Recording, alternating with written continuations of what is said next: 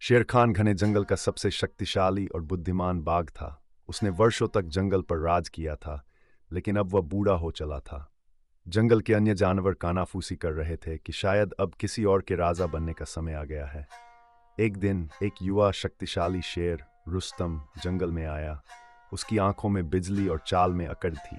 उसने घोषणा की कि वह जंगल का नया राजा बनना चाहता है और शेर खान को चुनौती दी। पूरे जंगल में सनसनी फैल गई। सभी जानवर उस दिन का इंतजार करने लगे जब दोनों शेरों के बीच निर्णायक लड़ाई होगी। आखिर वह दिन आ गया और एक खुली जगह पर दोनों आमने सामने आ गए। शेर खान जानता था कि वह जवानी की ताकत से नहीं लड़ सकता, लेकिन वह अपनी बुद्धि से लड़ना चाहता था।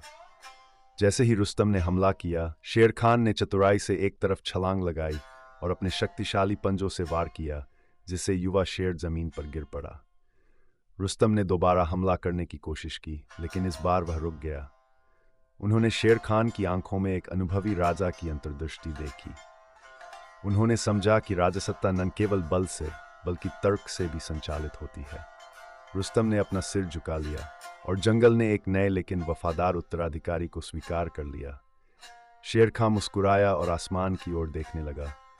जंगल का राजा बनना आसान था, लेकिन उसे समझदारी से संभालना असली परीक्षा थी।